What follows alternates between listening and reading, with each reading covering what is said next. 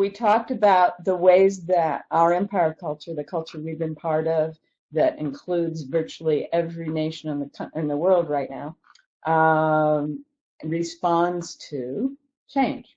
We talked about, the environment changes, and so empire goes into, oh, let's control this changes. Let's invent ways to keep the old way of life going. We want to maintain the existing structures. And then if we can't do it within our realm, we expand in empire culture. And the idea ultimately is to continue as if nothing is happening. And I encountered that actually this last week. The sun is setting earlier than I remember it setting.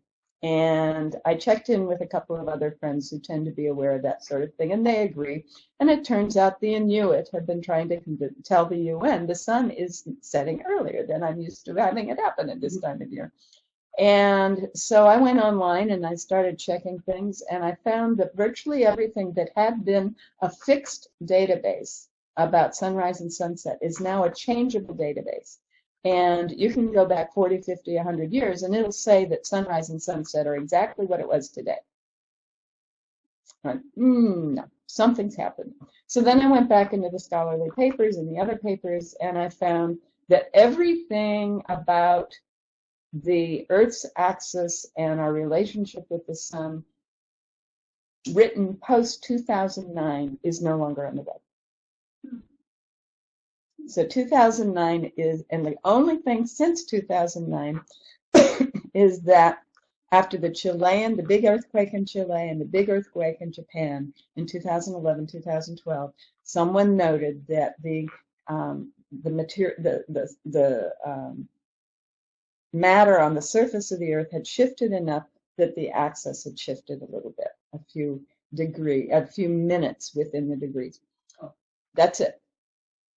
Well, then I went back into some historical stuff, and what I'm seeing is that there's a very good chance that we are moving toward a North Pole, axis North Pole, not a magnetic pole, but an axis North Pole at a 26-degree angle, when 10, 20 years ago, it was at a 22+ degree angle. It is, in 2009, it was a 23-degree, 27-minute angle. So it is moving, and we are seeing a difference. But we have to continue as if nothing is happening in our culture. And that was a very powerful experience for me. Now, if we were indigenous people, we would do what the Inuit were doing. And they're saying, there's changes. We need to identify the disharmonies and bring those disharmonies to the attention of those who can do something about it. And so they would, they're going inside now and they're expressing a variety of things, and they're saying harmony needs to be restored, and if necessary, we need to change the ways we are doing things in order for harmony to be restored. And if all else fails in the indigenous world, there's an evacuation to another place, not taking over, but merging with whoever is already in that other place, basically dissolving the culture. So that's a very last result, only if possible, necessary for survival. Very different responses to change, and the results are very different, because this is what happens in every single empire culture we've had. Because we continue to use the resources as if nothing is happening, we use them up.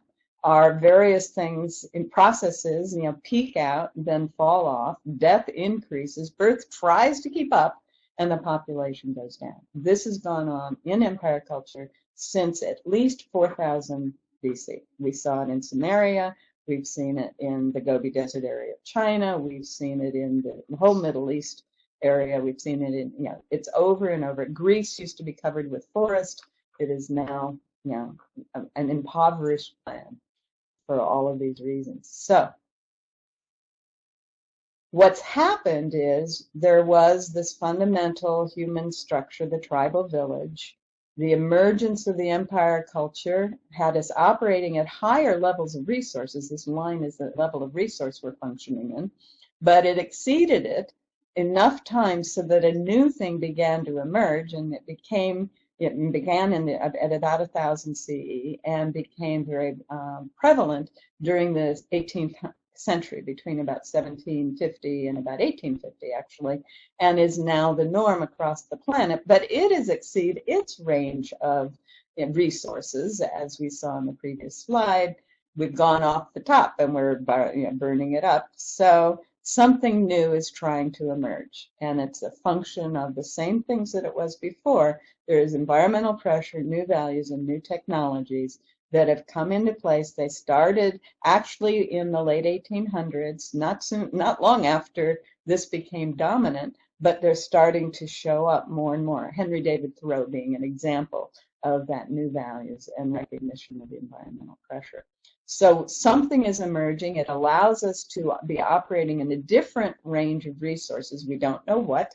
It allows us to be functioning in an entirely different way. We don't know what.